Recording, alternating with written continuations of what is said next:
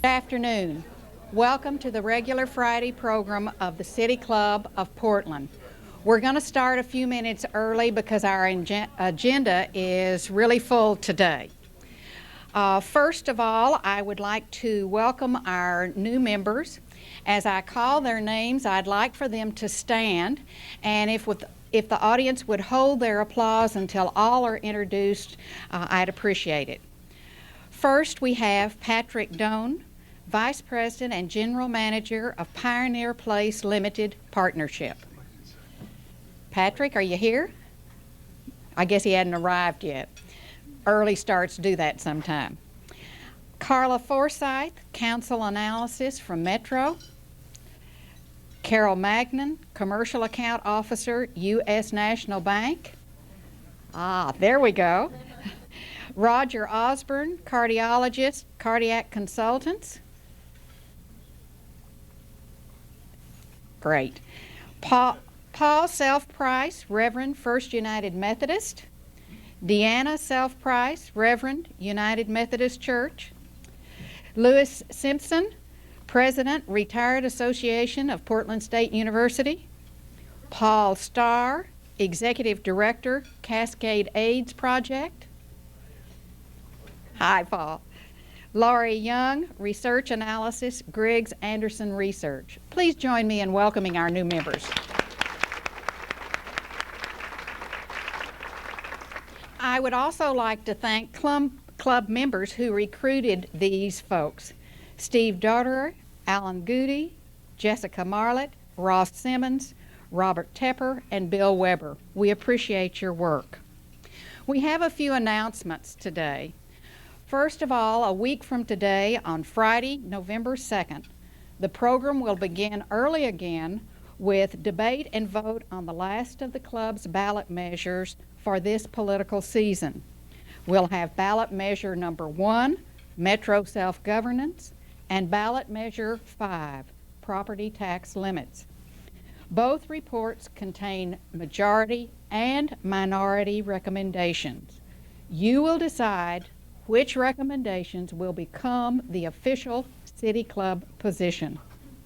Following the vote, Pete McCloskey, former U.S. Congressman and an early supporter of cutting aid to Israel, will speak on Kuwait and the United Nations. Worth fighting for?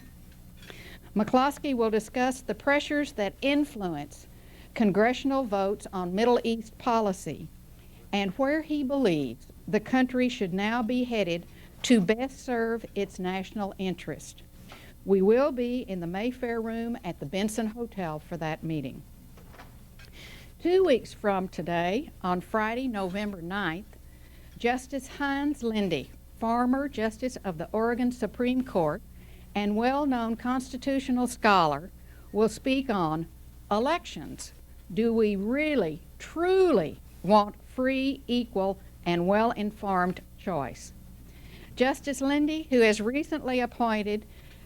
recently appointed to the University of Oregon's Wayne Marsh Chair of Law and Politics.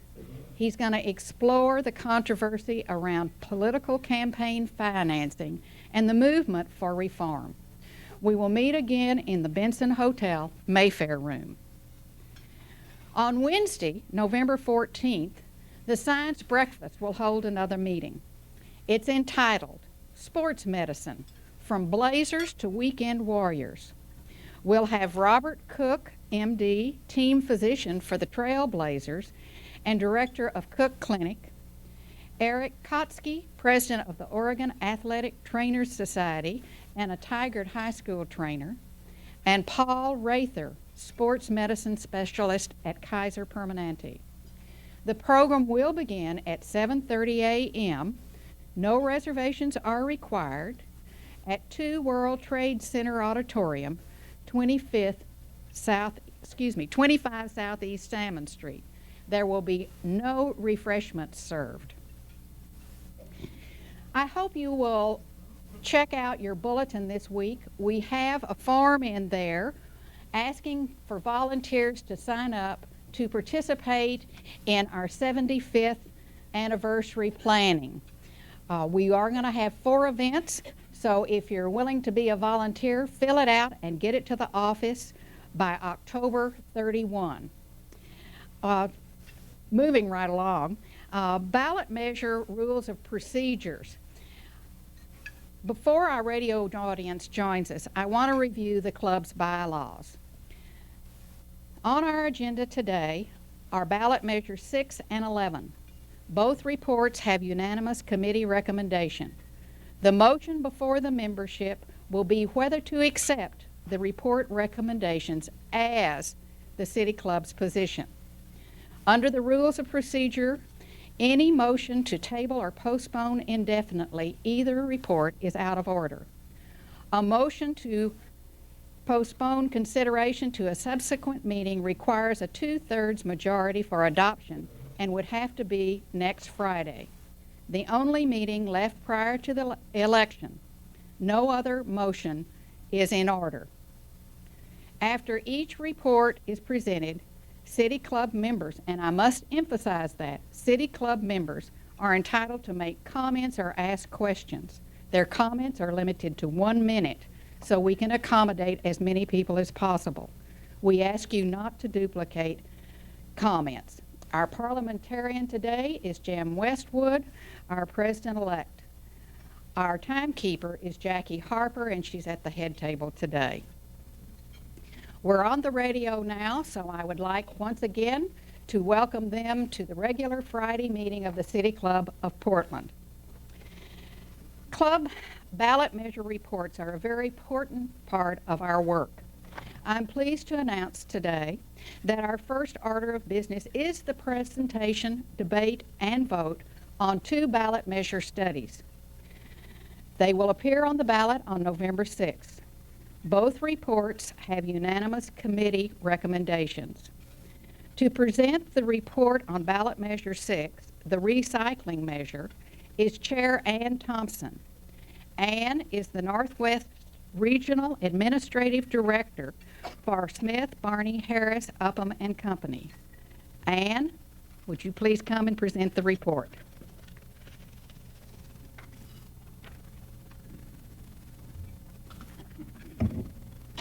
Thank you. Before I begin, I would like to introduce the members of the committee. Those of you that are here, would you please stand when I call your name? Mary Beth Bushy, Jim Carlson, Linda Crum, Becky Denham, Steve Goodrich, Peggy Nauman, and our research advisor, Ted Falk. I'd like to thank all of them for the hard work they put in on this report. Since 1983, with the passage of the Opportunity to Recycle Act, few changes have been made in Oregon's recycling laws. Several proposals were considered by the 1989 legislature, but none was enacted. In the fall of 1989, Osberg and industry representatives tried to reach a consensus on a recycling proposal. They were unsuccessful in reaching a compromise, and Osberg continued efforts to place the Oregon Recycling Act on the ballot as measure number 6. Ballot measure number 6, the Oregon Recycling Act, would require that packaging sold in the state of Oregon meet recycling standards by 1993. Packaging must be reusable 5 times for like uses, made of 50% recycled materials, recycled at a 15% rate, or made of material recycled at a 15% rate. Rates raised to 60% for recycled materials by the year 2002. The ORA would not apply to packaging required by federal law, packaging for medication prescribed by doctors, packaging necessary to provide tamper-resistant seals for public health purposes, or packaging for products solely for export from Oregon. 1-year renewable exemptions are allowed for specified reasons.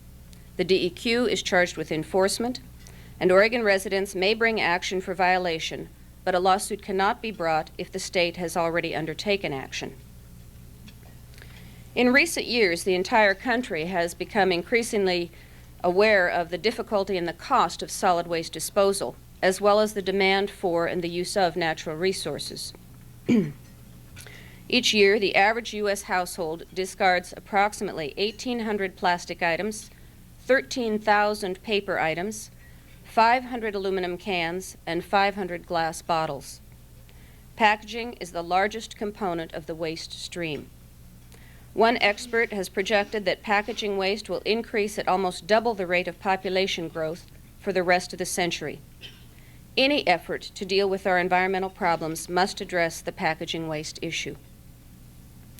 Current Oregon recycling policy focuses on consumers through curbside recycling. Laws require garbage haulers to collect recyclable materials.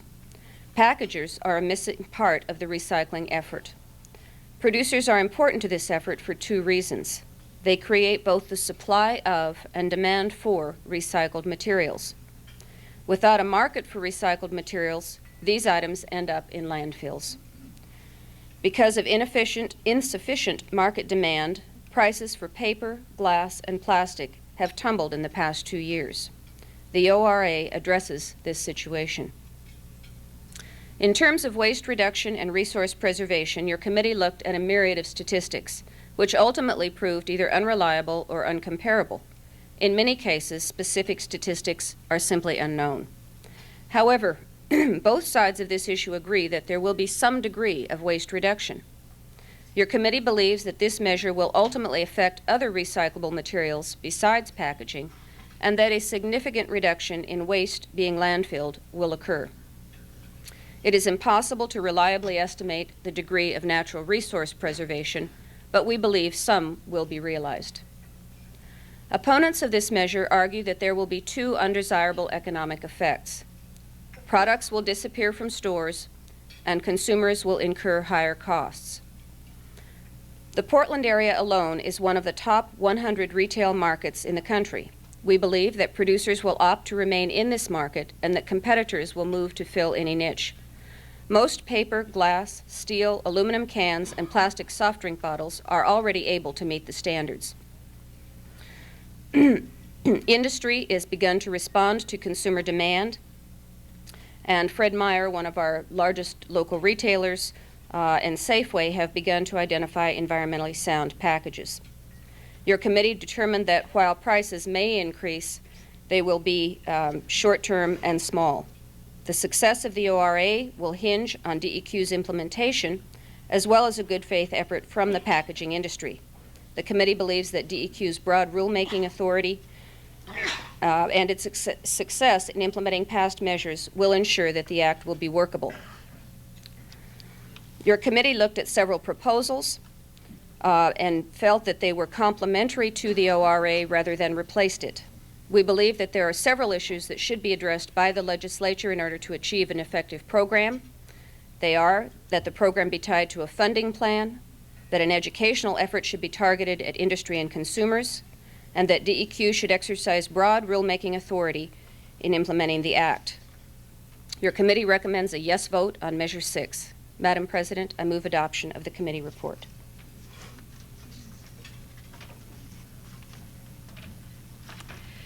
Thank you, Ann. The membership will now debate whether to accept the committee recommendation as the official City Club position. We have two microphones set up in the audience. On my right, I believe, is the microphone for the against, and on the left, for. Please move to the microphone to ask your question or make your comment. You will be limited to 1 minute. And in order not to go on too long, please don't repeat comments that have already been made. We will alternate between the for and against. I see Ron Cease at the mic for. We will start with Ron. Thank you, Madam Chair. I'm Representative Ron Cease. I'm a member of the City Club. I have been chair of the House Environment and Energy Committee over the last 2 sessions. I am also a co-sponsor of this measure and pleased to be so. Let me tell you a little bit why we got such a measure on the ballot. I think it's clearly because over the last 3 sessions, we have not been able to put out of the legislature any major solid waste legislation, and that's why you have this measure. I would also say that I think it is correct that the DEQ has adequate authority in their rulemaking process, and if the measure passes, which I hope it will, they will immediately proceed to work on the specifics. We also have a session coming up. As indicated, the standards will not be in effect until 1993. we have adequate time to work on any of the problems. I would urge your support. Thank you. Against? Thank you, Madam Chair. My name is Paul Cosgrove. I'm an attorney and a member of the City Club, and I'm working with the Oregon Committee for Recycling, a group of businesses, including some of Oregon's largest recycling companies who oppose Measure 6. And I'd like to just mention two reasons why I think the City Club should not recommend a vote in favor of Measure 6, but in fact should recommend a vote in opposition to Measure 6. Measure 6, I really do believe, is a ban. I think a number of the supporters of the measure, in fact, concede that there will be a number of products not available in Oregon and a number of products that will be more expensive, as your committee has decided, if they continue to be available. And that's partly because this measure includes a lot of very complicated terminology and ambiguously defined. One of the groups that will certainly benefit from the passage of measure are people in my profession, attorneys. It will be a very expensive and litigious measure. The other thing is that it will be expensive to Oregon businesses and consumers. The costs are a major factor. Those who have supported Measure 6 recognize. Thank you. Thank you. Farr? Hello, my name is excuse me. My name is Nancy Ponzi. I'm a member of City Club and co-owner of Ponzi Vineyards and Bridgeport Brewing Company. As a business owner, we will be affected in some respect by legislation such as this, but we take the position that this is much more important than any nuisance that it would create for us. We do have some problems with our wine bottles, but I think that we can overcome that. As far as the expense from attorneys, it is expensive anyway. In regard to the problem of not having some products in Oregon, it's sort of an insult to Oregon to say that we're such a puny state that we will be boycotted. And if we don't have the availability of microwave popcorn boxes, I don't think it will be a real great sacrifice on our part. I urge the slogan from one of the pre-cycling campaigns, which is do it right from the start. Good. Thank you. Do we have someone for against? My name is Dennis Mulvihill, City Club member. My points to make have got more to do with process, I think. I was excited about hearing about an initiative process being put together to have a markets development recycling plan put on the books, or at least put before the public. But I was disappointed after it became evident that there was vast areas of disagreement among people who were honest experts on the matter. And now I'm concerned that we are going to be putting a law on the books, if this measure passes, that already has problems with it, and we're putting it down in Salem at a time when everyone is going to be focused on school finance. I'm also concerned that we're using the initiative process to settle honest differences among experts rather than a legislative process. Thank you. Thank you. Farr?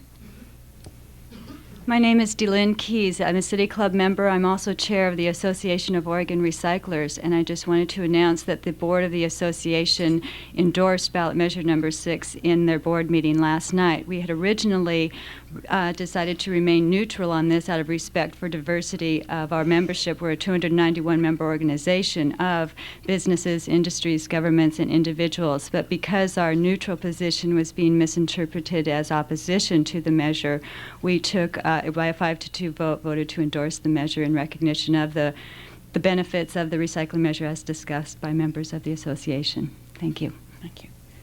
Do we have someone to speak against? One more comment, Farr.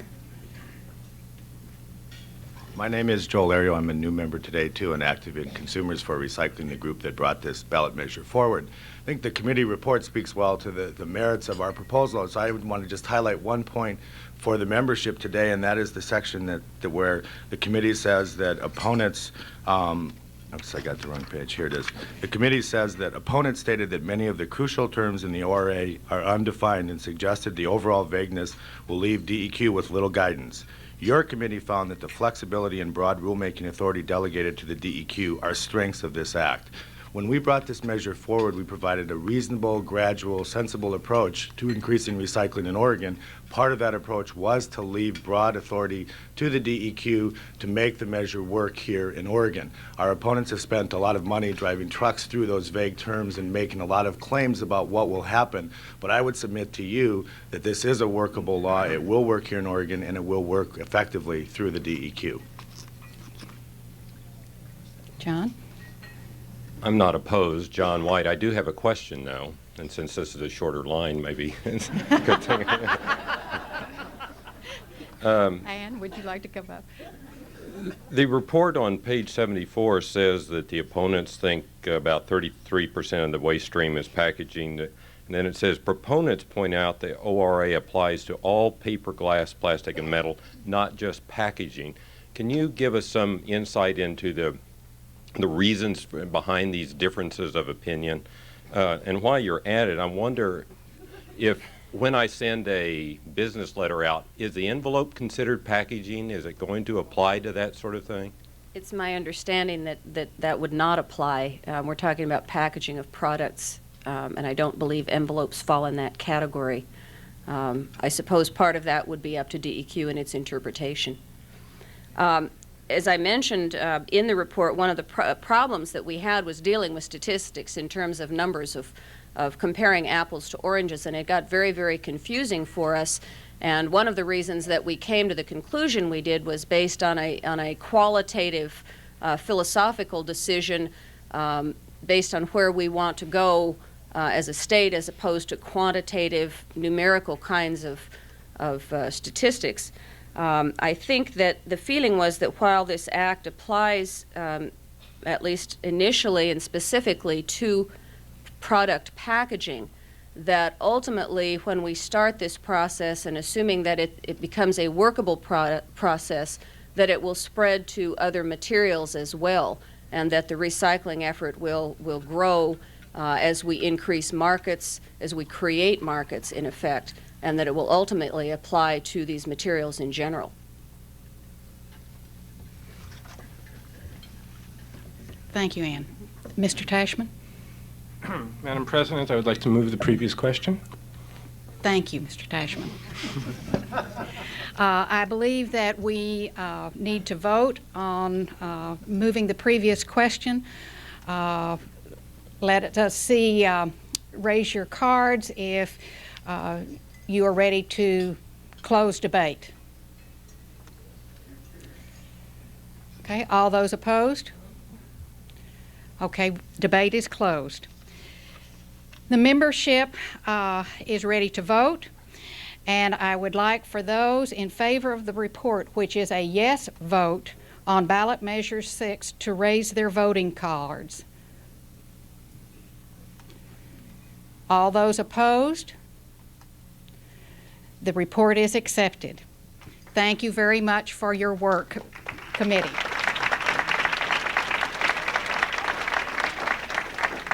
We will now hear the report on ballot measure 11, the School Choice Initiative. Greg McPherson, committee chair, will present the report. Greg is an attorney with Stoll, Reeves, Boley, Jones, and Gray. Greg? In preparing the study report on Measure 11, I was fortunate to have an excellent committee. 3 members of that committee are present today, and I'd like them to stand as I call their name. Anne Marie Clare, Richard Forrester, and Mary Overgaard. Our other committee members were John Donovan, Kathy Holland, and Eric Weber, and our research advisor was Carl Abbott. Measure 11 was placed on the ballot by initiative petition. It seeks to give families greater choice among primary and secondary schools in Oregon by promoting the free market concept of competition in education. Its supporters often refer to it as the Educational Choice Initiative. The measure has 3 main elements. First, it would require the legislature to develop a plan for open enrollment among public schools by the 1991-92 school year. The committee concluded that an effective open enrollment plan would enhance choice among schools in Oregon and enhance educational quality. However, this is a weak version of an open enrollment provision because It simply requires the legislature to come up with an open enrollment plan and to solve the hard questions that must be answered in connection with any open enrollment plan. Hard questions such as the extent of priority to be given to district residents and to students who are already enrolled, not to mention the hardest question of all in Oregon, which is to deal with the great disparity in funding levels that exists among public schools. What do you do when a student who lives in a low-resource district wishes to transfer to attend a school in a high-resource district? In effect, this open enrollment plan would require a solution to the whole problem of school finance, a problem with which the legislature has been wrestling for over 20 years without yet a positive result. It's unrealistic, we think, to expect that they will be able to arrive at a solution to it in the next legislative session. It appears that Measure 11 is not so much about choice as it is about money. The second element of Measure 11 is a tax credit of $2,500 per student per year that is provided to anyone who pays expenses of non-public education. The person claiming the credit must give notice that the student will not attend public school to the local school district by the May 1 preceding the year for which the credit will be claimed. The credit is to be financed by payment from the student's local public school district and by a certain amount of funds from the state. A highly predictable result of Measure 11 is that the roughly 33,000 students in Oregon who now attend non-public schools or home-based education will claim the tax credit, diverting approximately $67 million per year from public to private education. Supporters of the measure argue that this cost will be made up by new departures from the public schools because the average per-student cost of Oregon public schools is less than the tax credit. That is, the cost is more than the tax credit, so there'll be a net savings every time a student departs. They also argue that the beneficial effect of competition will more than make up for any loss of public school funding. Our committee found these arguments highly speculative. We think that the most probable effect of the tax credit is that it will leave the public schools with the students from poorer families, students who are lower academic achievers, and students who have special needs that will require greater resources for education. The public schools would then be left with fewer financial resources with which to deal with this population of students. The third element of Measure 11 is a prohibition on further regulation of non-public education without a vote of the people. Our committee was surprised to discover that non-public education in Oregon today is essentially unregulated.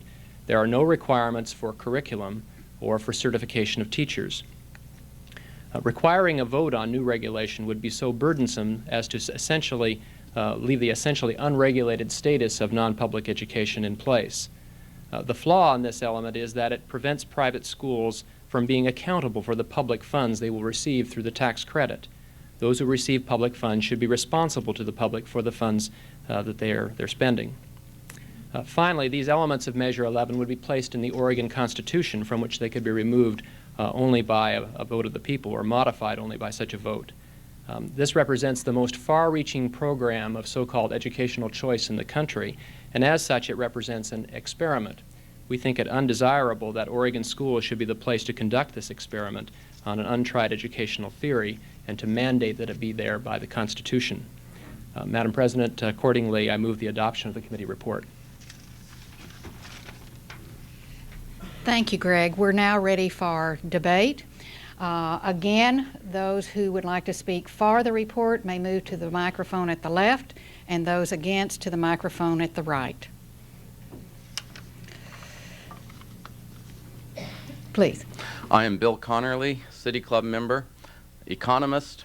I've been studying competitive processes for 20 years, and the fundamental conclusion is that competition works. It lowers costs and it improves quality. Accountability was a concern of the committee, but there is no accountability in the public school system now. No standard that says a graduate has to have achieved a certain level, no standards for dropout rates. We will have greater accountability when each parent is concerned and each parent has choice.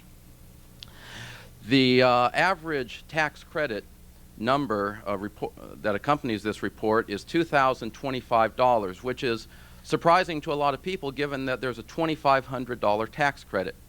The credit is only appropriate for the maximum of out-of-pocket expenses, and that shows that there are a lot of schools with less than $2,000 tuition to balance those schools with $2,500 or more. So this will really empower those people with lower incomes. Thank you. Thank you. Do we have someone to speak on behalf of the position? Mary? I'm Mary Overgard, and I was a member of the committee that studied this measure. I just want to make a quick comment because I think Greg really covered the salient points, but in response to Mr. Connerly, the comment I'd make is this measure depends on the theory wholeheartedly that a free marketplace of education will work. There's absolutely no evidence in this country that that is so. As Greg pointed out, this is the most far-reaching experiment of this kind to be proposed within the United States.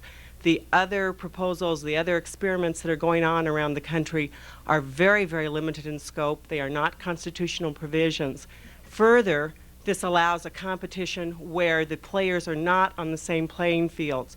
The public schools would have to meet all the curriculum guidelines, all the federal requirements, etc. The private schools would have no guidelines whatsoever to have to live by, thereby obviously making their competition, so to speak, a lot easier. Thank you. Do you have someone else? Yes, for I'm against it. I'm for the committee report. I'm Jim Casterline, City Club member. I have no financial stake in the result of this. However, I think that Oregon as a whole has a stake in a system which works the best. It's easy to think that the schools could never foster competition and survive. Yet Oregon has an opportunity incidentally it took in recycling, or we may take in recycling as this City Club recommended, to be in the vanguard. Let us be in the vanguard of educational reform. Let us be in the vanguard of educational choice. There are certainly concerns, not invalid concerns, about the results, but we can have the same system, which clearly isn't working, or we can try a better system, a new system, let people take children into home schools or private schools. The public schools can take the relief from the burden, keep the extra money. I believe that the Educational Choice Initiative is a good one. Therefore, I would urge the vote against the report. Thank you. I'm Bob Wheels, City Club member. I'm speaking for the report, which means I'm against the measure. A little confusing. I've never been able to understand when I read through this thing. Suppose 5,000 kids decide they want to go to Catlin Gable. Who makes the decision whether they get in? Is Catlin Gable suddenly going to expand and take all these kids in? How are we going to get them there? There's nothing in the measure that says we're going to provide transportation. I think it sounds real good on the surface, choice. It's not really choice. Thank you. We will move on to vote as there are no other speakers. I will ask for those who are in favor of the report recommendation, which is a no vote on ballot measure 11, to raise their cards, please. All right, all those against? The report is accepted. I would like Ann and Greg and members of these two committees to stand, and let's give them a warm thank you.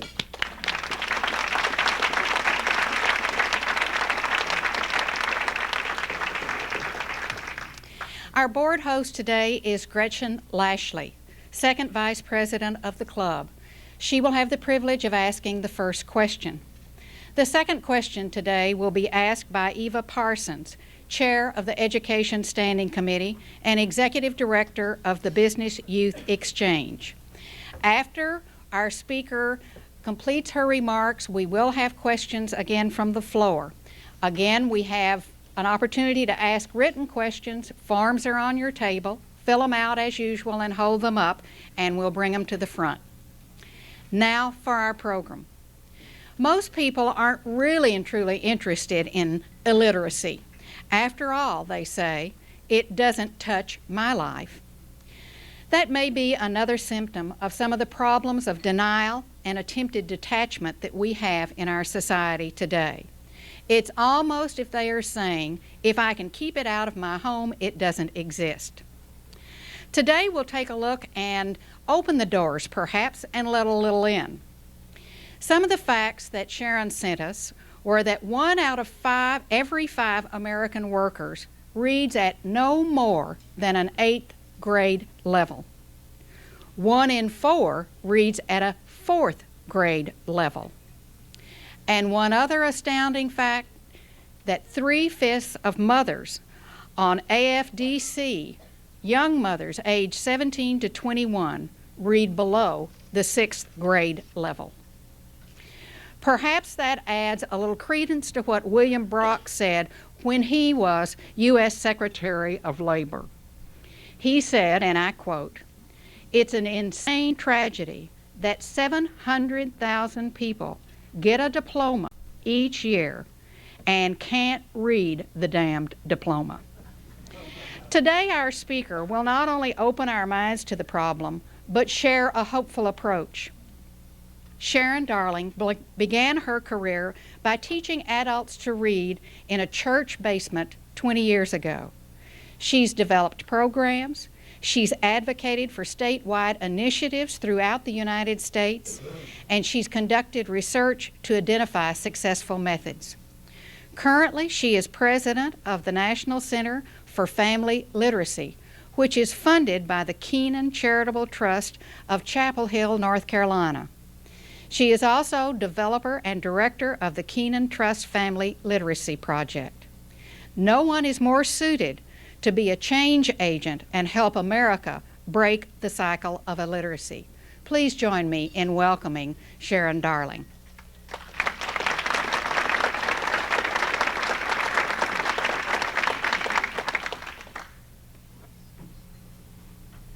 Thank you. I appreciate the opportunity to speak with this group today, a group of leaders, people who are change agents in a community, in a city, who are making a difference, people who can make a difference in the problem of illiteracy in Oregon, in Portland, in your neighborhoods, things that affect the nation. And slowly but surely, as we affect our neighborhoods, our communities, and our states, we will affect our nation. So I appreciate the opportunity to have this forum to talk about adult literacy with you today. I guess I would have to say thank you on behalf of my family and friends as well, because I'm one of those kind of people who has a mission, you know, the kind that walks into a cocktail party and the whole room goes to the other side saying, "Here she comes again," you see. So when I have an opportunity to actually speak to a group of captive people here, then that means that they have to listen to it less. So on behalf of my family and friends, I also thank you. I think as we've been bombarded with statistics, we can hardly pick up a magazine or a newspaper without reading about the terrible problem of illiteracy, that 1 in 5 can't read, that we have 83 million people who are functionally illiterate, that we have that number grows by 2.3 million every year. So as we've looked at that and we've listened to those statistics, it's very difficult to figure out exactly what that means. You know, what are we talking about? Are we talking about people who can't sign their name, who can't read the word dog and cat? You know, are we that much more illiterate as a society than we were, say, 10 years ago, 20 years ago, 30 years ago? In fact, we are not more illiterate than we were a decade ago or 2 decades ago. What has really happened in this nation is that our definition of literacy has changed. The literacy skills that are required in today's complex society are very different than those that were required, for example, in the 1800s, when the ability to sign one's name was considered to be a sign of literacy. So with our changing world, our complex society, our definition of literacy has changed. For example, we no longer think of literacy as a possession of skills that a person might have, that these are the skills that make a person literate or not literate, so that literacy becomes kind of like pregnancy. Either you are or you aren't. You know, here's a line here and you fall on this side or you fall on that side. And it really is not that simple, because literacy is a very complex problem, and it requires a complex set of skills. So there's not enough to possess the knowledge, but to be able to use those skills to apply to new situations, to reach goals, to be an employee, to be a parent, to be a citizen. So it's much more complex, and I think we've gotten our best definition from a study that was done about 4 years ago by the National Assessment of Educational Progress, when they looked at the literacy skills of 21 to 25-year-olds throughout this nation. And they actually did a study, a massive study of the literacy skills, and measured those skills in terms of what people were able to do, not what people knew, but what they were able to do with literacy skills. For example, could they read a newspaper and tell you what was in the article? Could they, in numeracy, go into a restaurant, look at a menu, know what prices were assigned to each menu item, but also could they calculate change? That study had some very revealing results for us. And it told us that we did not have, in that age group, a problem with illiteracy. That what we had was a problem with literacy. So that less than 5% of that population would be considered to be reading below a 4th grade level. That is, not able to sign their name, not able to read the word dog and cat. But that 80% of that population fell somewhere in what we might consider, if we were looking at grade levels, to be between the 4th and the 8th grade level. 80% of our 21 to 25-year-olds. So the alarm was sounded that the problem may not be the problem that's portrayed on television oftentimes, but the problem is a much more severe and much more pervasive one than we ever thought possible in this country. And as we look at the implications of that for us in the nation, the problem of undereducation of our adult population, I'm reminded of a story I heard about a man who went to the doctor one time and he was ill, and he went to the doctor to have some tests run. The doctor said, go home and, we'll call you with the results. So he went home and he waited, and finally the doctor called, and the doctor said, get over here right away. I've got some bad news for you. I've got some worse news for you, and I've got some terrible news for you. Well, of course, the guy, jumped in the car, went to the doctor. The doctor said, well, give it to me. What's the bad news? And he said, well, your tests are back. He said, the bad news is you're going to die. Well, I'm going to die. There's not much worse news than that. He said, well, the worst news is you have 24 hours to live. He said, 24 hours to live? That's worse news, all right, but that's as worse as it gets. It couldn't be anything more terrible than that. So he said, okay, what's the more terrible news? And the doctor said, well, he said, I'm afraid to tell you this, but he said, the more terrible news is that I was out on the golf course yesterday and I forgot to call you. So I think when we look at the problem of adult illiteracy and undereducation, we are talking about the bad, worse, and the terrible news in this nation. And we can't afford to be out on the golf course. We need to be there solving the problem. So as we look at the bad news, I think the bad news is what it does to the economy of our nation. It functions as a ball and chain around our neck as we try to be competitive, not only within city to city and state to state, but in our global economy that we've moved rapidly to be a part of. As we try to compete and remain number one and keep the competitive edge, it brings us down and keeps us from achieving. Because we know that increasing literacy skills are demanded in the workforce. According to the Hudson Institute, in the next decade, the average person will need to have the equivalent of 13.8 years of schooling. We know that the statistics that were given earlier, 1 in 5 American workers read at no more than an 8th grade level, and 1 in 8 reads at a 4th grade level. By the year 2000, we will need to retrain 75% of our workers in our workforce. And we're going to be retraining people who don't have the literacy skills oftentimes that are required to move to new technology or to new implementations in the workplace. So we've moved very rapidly from the factory to the offices. We've moved full-blown into an information age. And we have increasing literacy skills that are required, but we have a very large skills gap between our workers and our skills that are required. Compounding that problem is that we have a shrinking labor pool. So that in the next decade, 5 million jobs will be created, and we have only 4.5 million workers to fill those jobs.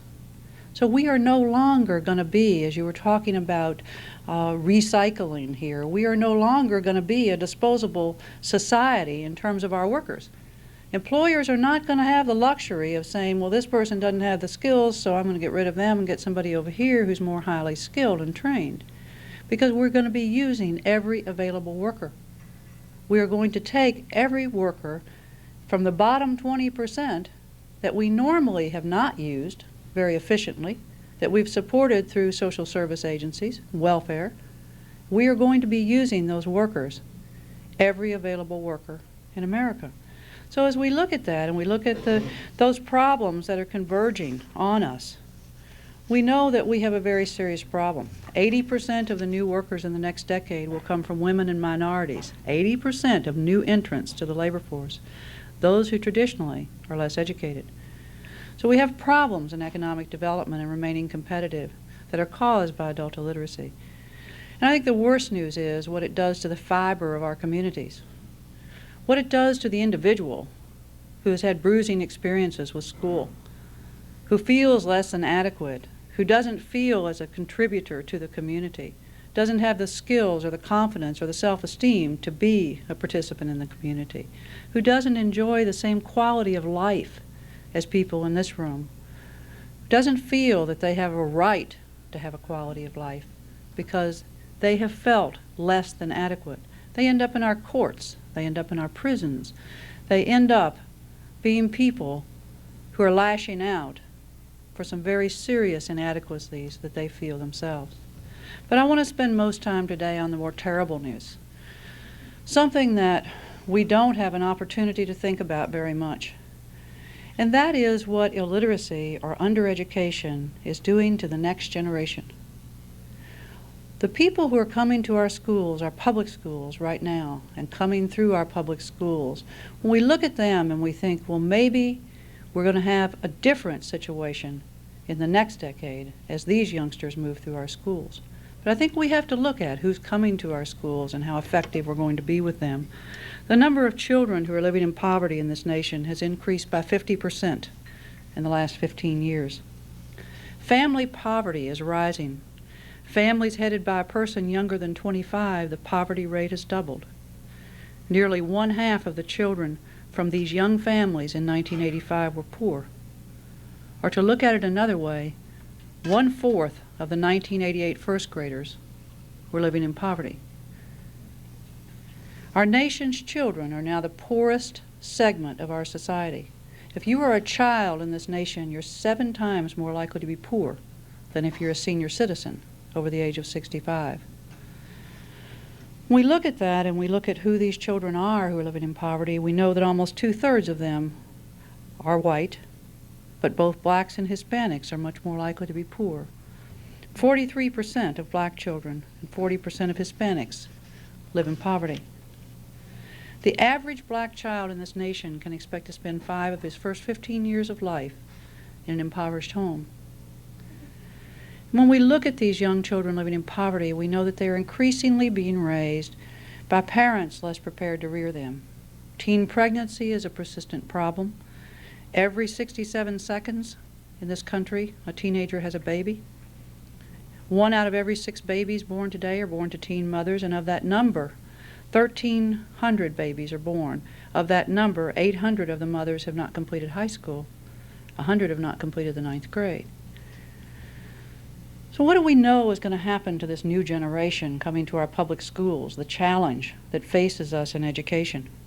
This huge number, 25% of our first graders, 43% of our black children, the huge number of children being raised by teen mothers. Are they likely to come out the other end as productive workers, as productive citizens, as people who can fully participate in society? It's not very likely. What's more likely to happen is that we will see them back in adult literacy programs in the future, because as many as 1/2 of the children living in poverty don't enter our schools with the developmental skills that they need. They enter 2 or more years behind their more advantaged peers from more advantaged homes, and they get caught in a cycle, and the further they go, the behinder they get. Because as children from more advantaged homes go home for summer vacation, their achievement test scores actually increase. Children from disadvantaged homes go home, and there's decrease. So the further they go, the behinder they get. We know that they are 3 or 4 times more likely to drop out of school, and we know that they are more likely to show up in our juvenile courts. We know that they fail to acquire basic skills on the way through, and that basic skills is the thread that flows through teen pregnancy, juvenile delinquency, and drug and alcohol abuse, and the other problems that we see sometimes as very separate from literacy and education. When we look at how we've tried to solve the problems in the nation, I think we've seen educational reform sweep the nation. Virtually every state has had a major educational reform package. In Kentucky, we probably have the most major right now. And when you talked about school finance, it was very interesting because our courts in Kentucky said that our school finance was not constitutional, the way we financed education. So all of our schools were ruled unconstitutional, as well as the Department of Education. And we have started over in school finance. We have started over in an educational reform package that probably is being watched now by everyone in the nation.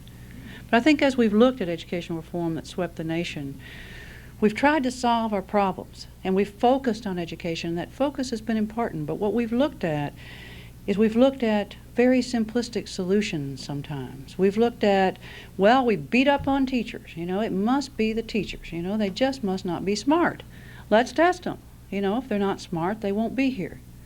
Well, how smart must a teacher be to work with the growing number of children who are 2 or more years behind when they get there?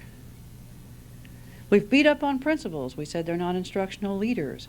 We've looked at, one of the legislators in my own state said, you know, I don't see what the big problem is. You know, he said, if children don't have the skills they need in the 3rd grade, let's competency test them. You know, we're going to test everybody. Test them when they come in, test them when they leave. If they don't have the skills, don't send them on.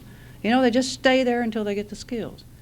Well, you know, that's really, I guess, a solution to the problem, but the fact is, according to the National Governors Association study, if a child is held back once in their school career, they have a 50% better chance of dropping out later in life. If they're held back twice in their school career, they have a 90% better chance of dropping out. So we're looking at simplistic solutions to very complex problems when we look at educational reform. We've done all of that. We've lowered class sizes. We've tried to look and focus on our educational system. We've looked at schools of choice, and the National Governors Association says that schools of choice is the next wave of education reform.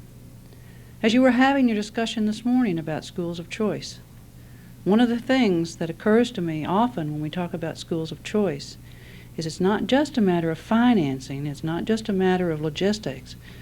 But what about if we have this huge number of parents who themselves don't have adequate literacy skills, who themselves don't value education, who themselves have not made good choices?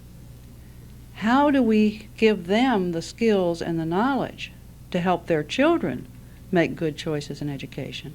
Or how do we give them the skills and knowledge to make those choices in education? Is there a danger of creating a bigger underclass of people unless we also encompass it with an educational program that helps people make choices for their children in education? So I think that's another way to look at schools of choice. It's not that it's a bad idea. It's not that any of the things we've done in education reform are a bad idea. But I think we have to look at something that we've known since the 70s and before, that there's one variable that follows how well a child does in school. We've continued to look at solving the problem within the confines of our elementary and secondary classrooms, but we know there's one statistically significant variable that always stands out, and it's the only thing that consistently stands out when we study how well a child will achieve in school, whether that child is going to achieve and to what degree. And that one variable that's always there, statistically significant, is the educational attainment of the parent in the home, particularly the mother. It's the most predominant variable. We know, in fact, that illiteracy is transferred from generation to generation. We know a lot about the home environment and the role that it plays in children's lives and children's success in education. We know, for example, that if parents have books in the home, their children are better readers. We know that if parents are involved in their children's school, that their children attend better and achieve better. We know that parents who read to their children have children who are more apt to be readers, more apt to go on to college, more apt to be successful in our schools. So we know all of those things about the home and the family, and I don't think that's news to any of us in this room. But we also know that we have a huge number of parents in this nation who themselves don't have the literacy skills to help their children, who themselves have had bruising experiences in school, and will not go to the child's school, will not have books in the home, will not read to their children, because they really don't have the skills, they don't have the competence, and for many of them it was never modeled for them in their own homes. So what's taking off across the nation right now as a solution to what I think is the more terrible problem is something called family literacy. It's a way to look at literacy and education that says that these two ends of the educational spectrum are tied together. You know, that it's not a debate about whether we should put our money in elementary and secondary, or whether we should put our money in adult literacy, or whether we should put it in preschool. You know, should we take children away younger? Obviously, if this is a bad family, let's get them at 5 because they do better. Well, let's get them at 4. If they do better at 5, they do better at 4. Well, let's get them at 3 or 2. Sending the message to the home that the parent is really not important, this is a bad place for the child to be, and they don't have a role in the education of their child. Rather than looking at how do we strengthen the family, how do we strengthen the parent's role, how do we communicate to the parent they are in the best possible position to parent their child, and they can gain the skills and the knowledge they need to help their child be successful. So family literacy is a way of looking at tying these two together, that on this end are parents who themselves don't have skills to be employed or employable, who don't have the skills to help their child in education or to help their child make choices about education. And over here we have these children who are entering our schools in poverty who are likely to fail. They're coming from the same homes. And we need to tie those two together and see if we can strengthen the family and influence the value of education in the home. And it's been highly successful. Family literacy programs are taking off across the nation. I guess I was a pioneer in that field in looking at the problems that we had in Kentucky when I was state director of adult education, trying to break the cycle of illiteracy. How do we get into that? You know, how do we help this generation while we're also helping the next generation? So family literacy is a way of pulling those two together. I want to just describe what that model looks like. It has been the winner of the Ford Foundation Kennedy School of Government Award. It has been featured on national television many times and is now spreading throughout the nation. And at the National Center for Family Literacy, we're conducting training for people around the country. So we have it now in 36 states, in some cities, in some communities, and that's what I was in Japan recently about. I'm just on my way back from Japan here. I've not been home yet, talking to them about their investment in family literacy in the United States, and I think they are willing to do that and see a need for it, but it's been very difficult to explain it to them because of the culture of Japan and the problems that they do not experience that we do experience with our young children. So I think when we look at the model, it simply brings parents and children together. Parents who don't have literacy skills come with their 3 or 4-year-old children, oftentimes on a school bus to break down the barriers of transportation to a school. They have breakfast together so that they have a good nutritional meal to start the day. If they have other children in that school, those children also join them. Then the parent and the child have some separate activities.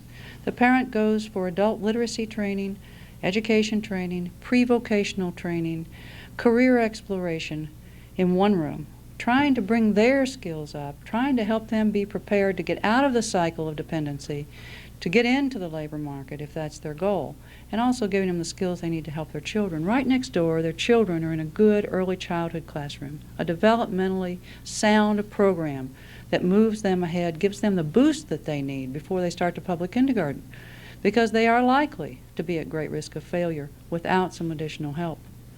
Then for 45 minutes, the parents and the children come together so that the child has planned an activity for mom or dad that day, and most of them are mothers. Mom comes over and the child has an activity plan. It might be a puzzle, it might be a painting, it might be reading a story, but they have time together so that the parent learns that they have some influence and can enjoy playing with their children, helping their children learn, maybe for the first time start a new interaction. What we hear from the parents over and over is, I never knew my child learned anything when they're little like this. The teacher teaches them when they get to school.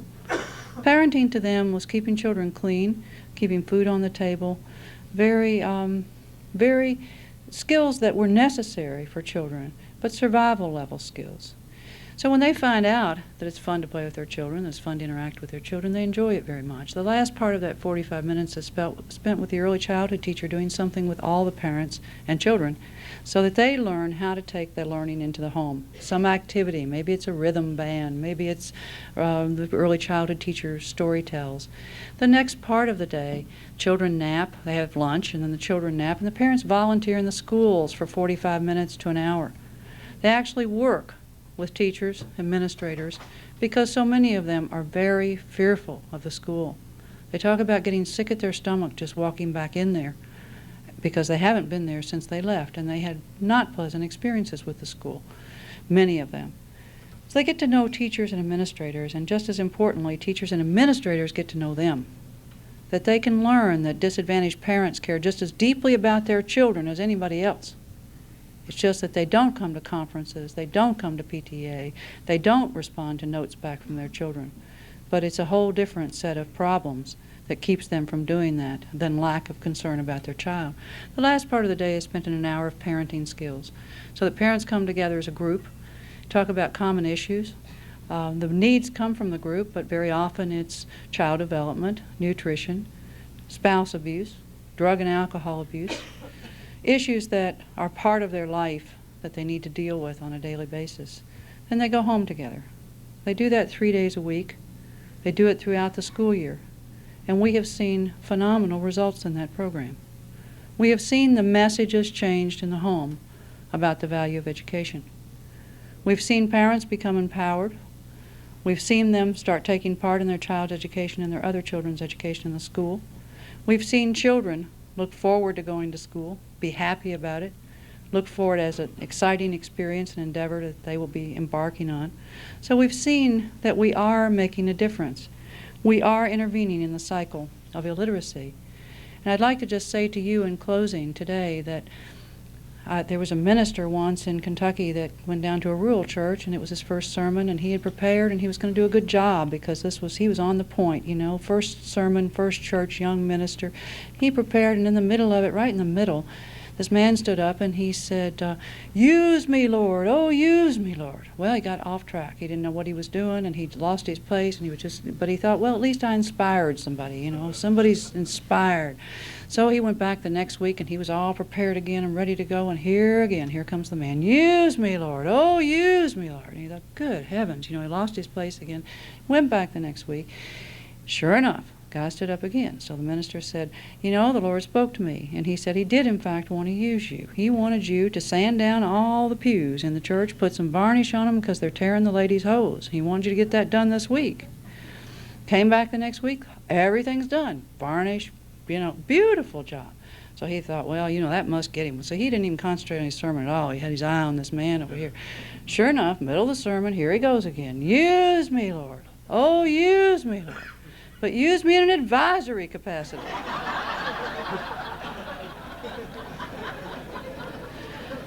So I think my message to you today would be, we need advice on this issue, but we need a lot more than that. We need people to roll up their sleeves, get busy on the work that's ahead of us if we're going to solve this problem. We can't be out on the golf course. It's a problem we can solve. There are solutions to the problem. It just takes will. It takes the will of the kind of people in this room to make it happen. And it can happen, and lives can change, and we will be better as a community, a state, and a nation if we can get busy and not be on the golf course. Thank you.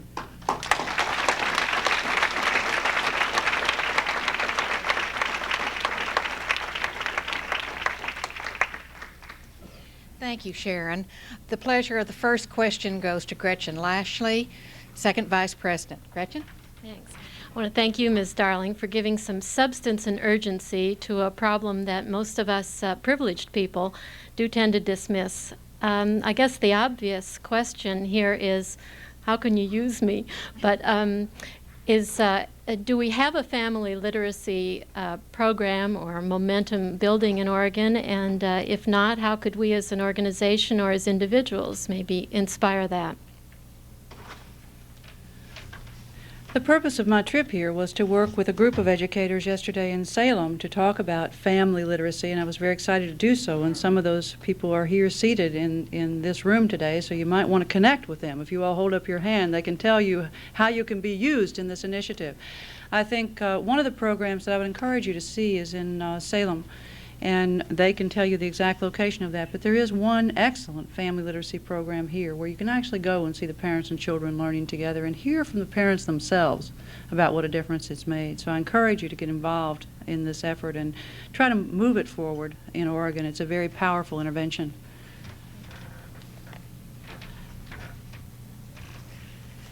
Eva Parsons, Chair of the Education Committee, has the privilege of the second question.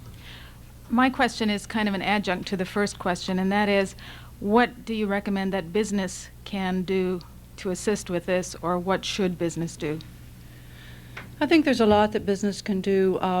One of the things that I was doing in Japan, and as I mentioned, I just came back from there, Toyota Motors has been very interested in funding some projects in the U.S., and they contacted me some time ago.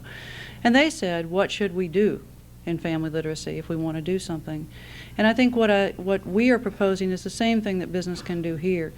Business can be a catalyst to get something going.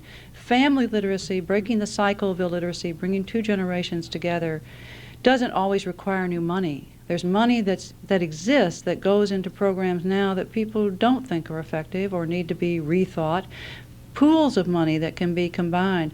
Business can be the catalyst to make that happen with a challenge grant, if it's financial resources, or with just asking the right questions or being at the right place. But I think a challenge grant to the community to say, if you can, in the bureaucratic structure, start talking to each other and sharing resources and ideas, we can hold the carrot at the end of the stick that will help you do that. Bob Tepper, City Club member.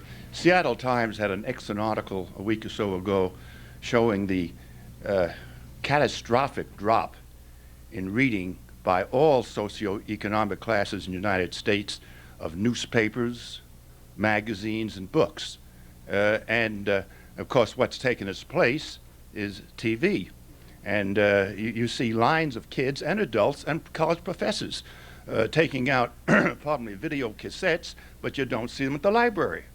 And I really think the problem, and of course the TV, a 30-second bite on television just does not provide the background and depth to understand anything, particularly a social problem, or a political problem, economic problem.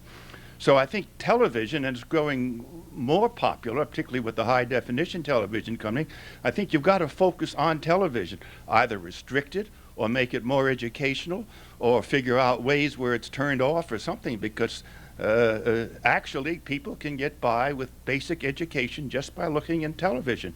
And the poorest families all have television, and the fact is that you can get by at a very limited level just from television, because that hurts our whole country. But the problem is television, I think.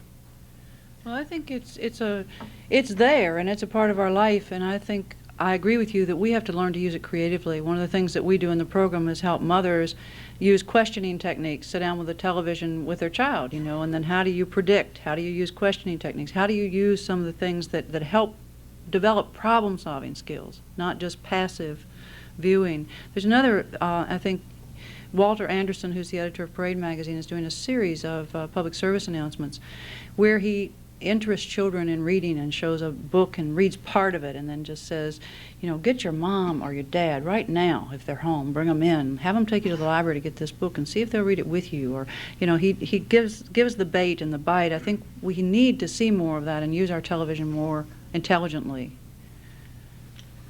Dave Olson, member of the club. Recently, David Babson and Company, an investment counseling firm, put out a staff letter that showed that the biggest growth in spending of the federal government is for people my age and over. And you have 20% of the children of this country living in poverty. And we all know the reason. It's because people that are my age vote, and they lobby legislatures. Can you think of any way we could develop a lobby for children that would affect these political candidates we're going to vote for? I think that unless we do, we are doomed, because you've hit the problem on the head when you look at the increase in spending for senior citizens. But I think when we look at the parents of those poor youngsters, they are the ones who also need a lobby.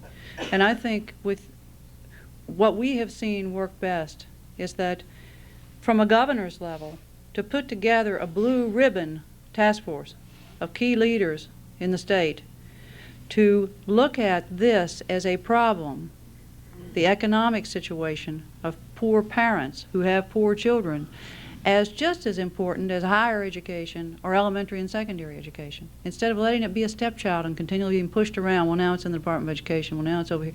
This is the backbone of our community. These are the people who have our children who are living in poverty. We've seen a squaring of the pyramid in our nation, where we used to have far more people down here that were feeding into supporting those over the age of 65 in our nation. We now have a squaring of the pyramid, and we are getting ready to have an inverting of the pyramid. And the people down here who are supporting the people up here are growing in the number of those living in poverty and lacking basic skills. I would encourage you to try to push, just as you took stands on legislation today, try to push for something that will give structure to this and voice to this and prominence to this in your state. And it's not just the children in poverty. They are in the families of poverty. So it's a whole family issue, and a lot of it has to do with education. I'm Ross Simmons, club member. Sharon, the model of family literacy that you described seems to depend on families that have the luxury of a parent who has the time to go and spend that time in the school atmosphere with their children. How does that fit with single parent families where the parent has to be at work, or families where both members of both parents need to be working to support the family economically? I think that's an excellent question. I think this particular model is designed for those who are most at risk, the bottom 20%, if you will. Those parents who have 3- and 4-year-old children who are mothers, most of them single mothers, usually are receiving AFDC or some form of welfare. But what they're doing with their time all day is staying home and watching the soaps because they've given up. Not because they don't care, they're just kind of hopeless. There's no way out, there's no ladder out of poverty, there's no sense in trying. Why do it? So it is, this is a very intensive model for that group of people, but there are programs that are implementing who have come to us for training who have brown bag dinners, for people who work, and they bring their children. We're working with the Sheraton Waikiki in Hawaii to put in family literacy at the workplace, so that parents then spend time working with their children and learning how to help their children at their workplace. So there are all kinds of, this is one strategy in a whole array of things that need to support the family. But I think if we don't get this pervasive 20% problem solved, we're not really going to solve the problems of education in the nation. I remember Gilbert Lamb. Are you a member of the NEA, the National Education Association? No, sir, I'm not.